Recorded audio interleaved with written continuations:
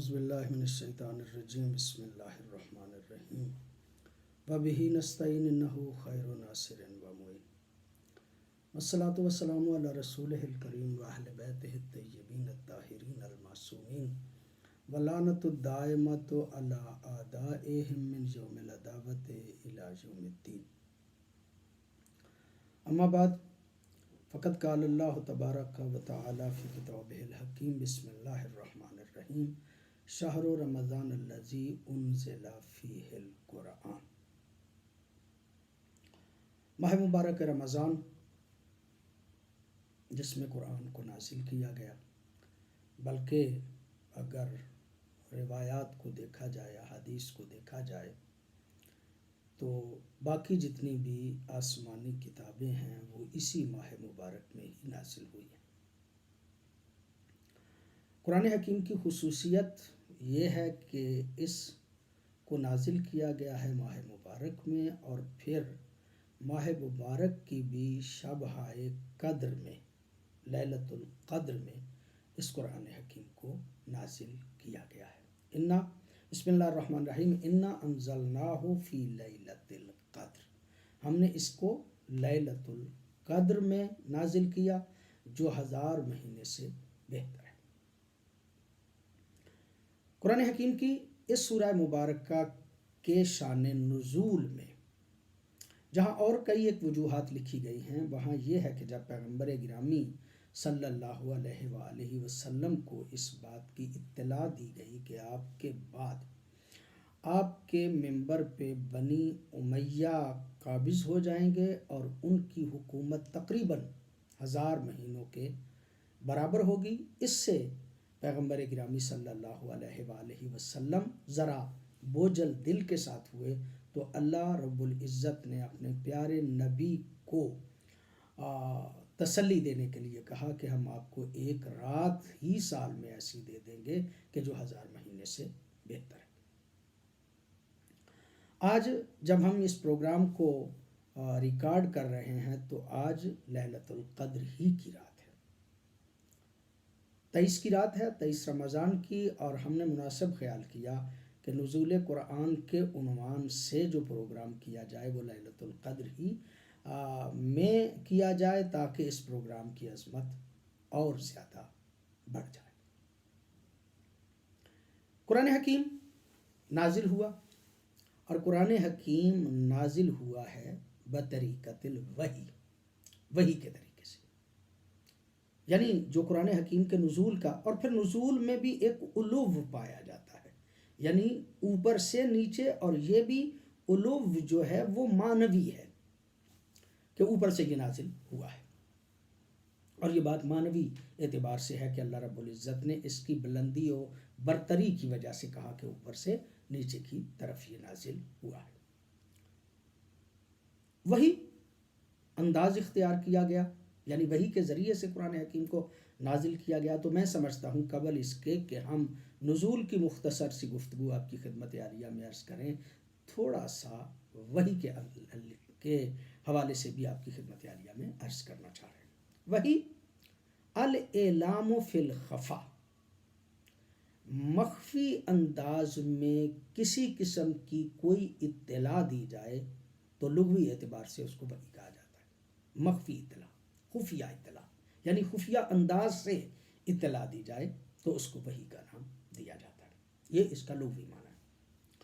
البتہ وحی اصطلاحی طور پہ اس کی وضاحت کرنے سے پہلے ہم یہ آپ کی خدمت عالیہ میں عرض کرنا ضروری خیال کرتے ہیں کہ یہ وحی وہ ہے کہ جو اللہ اور اس کے مخصوص بندے یعنی انبیاء اور رسول جو ہیں ان کی طرف مخفیانہ انداز میں جو اللہ اطلاع پہنچاتا ہے، اس اطلاع کو وحی کہا جاتا ہے۔ وہ مخفی انداز میں بھی پہنچاتا ہے، اور اس کا پھر کئی ایک طریقے ہیں جن کے ذریعے سے وحی جو ہے وہ ہوتی ہے۔ اور پھر یہ وحی پیغمبر گرامی صلی اللہ علیہ وآلہ وسلم کے ساتھ مخصوص نہیں ہے، ہم عرض کر رہے ہیں کہ یہ انبیاء سب کے سب پہ وہی ہوتی رہی، اور قرآن حکیم نے بھی اس بارے میں بڑے واضح لفظوں میں کہا کہ اِنَّا أَوْحَيْنَا إِلَيْكَ كَمَا أَوْحَيْنَا إِلَىٰ نُوحٍ، ہم نے آپ پہ وہی اسی طرح کی کہ جس طرح ہم نے نوح پہ بھی وہی کی تھی، وَالنَّبِيِّينَ مِن بَعْدِهِ، اور اس کے بعد جو انبیاء آئے تھے ان پہ بھی ہم وہی کرتے رہے۔ اور پھر ان انبیاء کا ذکر بھی اس قرآن حکیم کی آیت میں موجود ہے کہ اللہ رب العزت اپنے ان مخصوص اور گرویدہ بندوں پہ جو اطلاعات پہنچاتا رہا ہے وہ وحی کا انداز تھا، اور وہ مسلسل چلتا رہا۔ اب ایک بات اور یہاں پہ عرض کرنا مقصود ہے کہ وحی جو ہے اس کی صورتیں کون کون سی ہیں؟ 3 صورتیں علماء نے بیان فرمائی ہیں قرآن حکیم ہی سے استفادہ کرتے ہوئے وحی کی۔ ایک تو یہ ہے کہ اللہ اپنے بندے کے دل پہ کسی بات کو جو ہے وہ ڈال دے، یعنی قلب نبی پہ کسی چیز کو جو ہے وہ نازل کر دے ڈائریکٹ، تو یہ بھی وحی ہے۔ اور ایک انداز یہ ہے کہ نہیں، جو ہے وہ وحی اس طرح سے ہو کہ من ورائے حجاب، پردے کے پیچھے سے، جیسا حضرت موسیٰ جب گئے تو آواز قدرت آئی کہ فَاخْلَعْ نَعْلَيْكَ فَإِنَّكَ بِالْوَادِ الْمُقَدَّسِ طُوَىٰ، تو وادی مقدس طویٰ میں آ گیا ہے، اور وہاں درخت سے آواز آ رہی تھی، تو یہ من ورائے حجاب جو نبی کو آواز پہنچتی ہے اس کو بھی وحی کہا جاتا ہے۔ اور تیسرا طریقہ وحی کا یہ ہے کہ اللہ نے وحی کے لیے اپنے ملائکہ میں سے ایک ملک یعنی جبریل کو اس بات کے لیے مختص قرار دیا ہے کہ اللہ رب العزت سارے انبیاء پہ اپنے پیغامات کو حضرت جبریل کے ذریعے جو ہے وہ پہنچاتا رہا ہے۔ کوئی اور طریقہ نہیں ہے کہ اللہ سے کوئی شخصیت لیتی اور پھر وہ جبریل کو دیتی ہوں، اور جبریل جو ہے وہ پیغمبر گرامی صلی اللہ علیہ وآلہ وسلم تک یا دوسرے نبیوں تک اطلاع پہنچاتا رہا ہو، ایسی کوئی صورت موجود نہیں ہے۔ ڈائریکٹ اللہ اپنے فرشتے کے ذریعے سے انبیاء تک وہی پہنچاتا رہا ہے۔ اگر کوئی تصور دوسرا پیش کرتا ہے تو شاید درست نہیں ہے۔ وہ کبھی کبھی انسان کی شکل میں آ جاتے ہیں، کبھی کبھی جو ہے وہ انسانی شکل میں نہیں بلکہ ملائکہ کی صورت میں جو ہے وہ آ جاتے ہیں، وہ وحی کا وہ خاص نمائندہ جو ہے اللہ کا پیغام لے کے۔ اور اس کے بارے میں قرآن حکیم نے بڑے واضح الفاظ میں ارشاد فرمایا، ما کان لبشر ان یکلمہ اللہ، کسی بشر کے لیے یہ نہیں ہے کہ اللہ ان سے کلام کرے الا وحیاً، مگر یہ کہ وحی کے طریقے سے، او من ورائے حجاب، کہتے ہیں یہ وحی قلب مصطفیٰ پہ یا قلب نبی پہ ڈائریکٹ جو بات ڈالی جاتی ہے اس کو وحی کہا جاتا ہے۔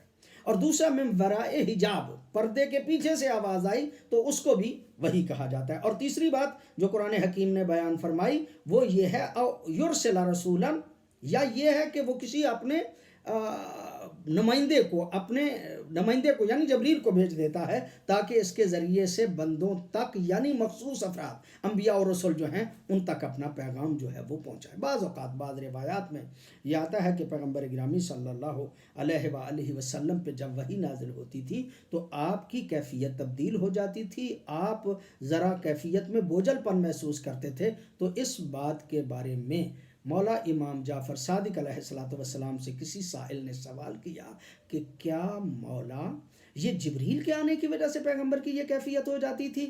تو معصوم نے فرمایا نہیں، جبریل کے آنے کی وجہ سے نہیں، جب ڈائریکٹ اللہ اپنے خاص اس بندے یعنی محمد مصطفیٰ سے ہم کلام ہوتا تھا تو اس وجہ سے پیغمبر کرامی جو ہیں ان میں یہ کیفیت جو ہے وہ طاری ہو جاتی تھی۔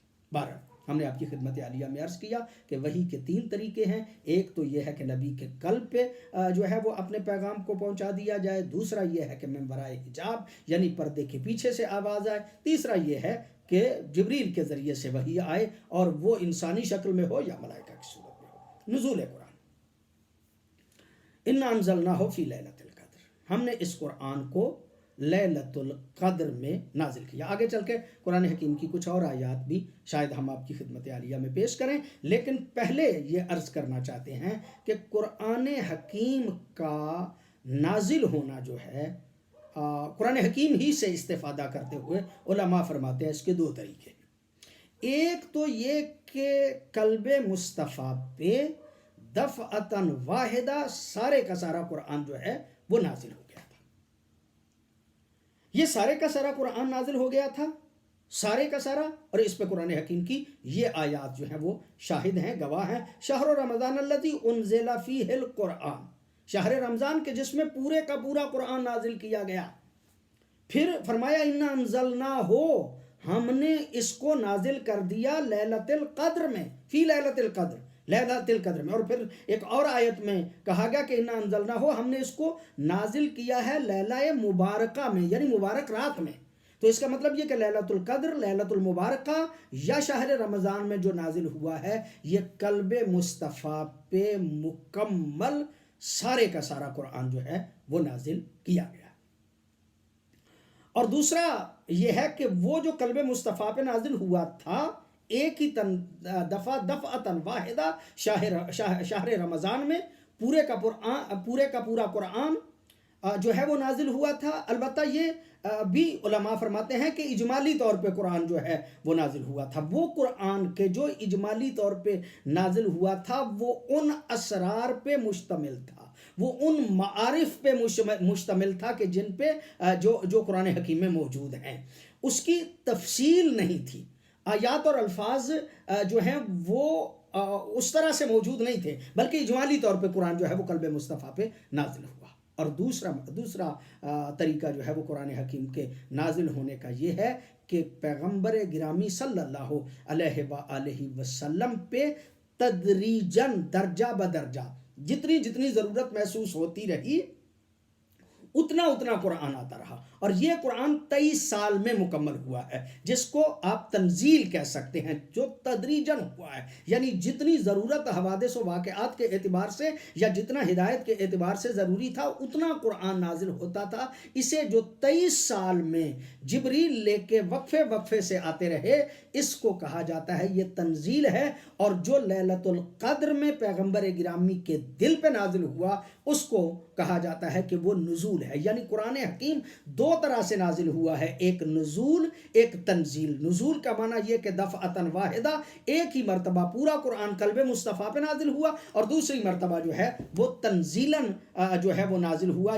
یعنی تدریجاً نازل ہوا. اور اس پہ بھی قرآن حکیم ہی جو ہے وہ شاہد ہے. قرآن حکیم کی آیت ہے احکمت آیاتہ ثم فصلت، قرآن حکیم کی آیات کو پہلے محکم انداز میں بیان کیا، ثم فصلت، پھر اس کی تفصیل جو ہے وہ کی گئی. تو اس کا مطلب یہ ہے کہ پہلے قلب مصطفیٰ پہ اجمالی طور پہ موجود تھا، پھر اس کی تفصیل جو ہے وہ ساتھ آتی رہی. یہی وجہ ہے کہ قرآن حکیم کی بعض اوقات جو ہیں وہ آیات جب نازل ہوا چاہتی تھی اور جبریل لے کے آتے تھے تو پیغمبر گرامی پہلے ان کی تلاوت جو ہے وہ شروع کر دیتے تھے. اور پھر قرآن نے اس کو کہا کہ لا تحرک بہ لسانک، ہے پیغمبر اس کے ساتھ اپنی زبان کو پہلے حرکت نہ دیا کرو، جبریل کے آنے کے بعد ہی ان کی تلاوت جو ہے وہ کی جائے. لہٰذا ہم یہ کہنا چاہ رہے ہیں کہ قرآن حکیم دو طرح سے نازل ہوا ہے، ایک اس کا نزول ہے، ایک اس کی تنزیل ہے. نزول کا معنی دفعتاً واحدہ ہے، اور تنزیل کا معنی جو ہے وہ درجہ بدرجہ وقفے سے نازل ہونا جو ہے، اس کو تنزیل جو ہے وہ کہا جاتا ہے. قرآن دو حوالے سے. اب دو حوالے سے نازل کیوں ہوا؟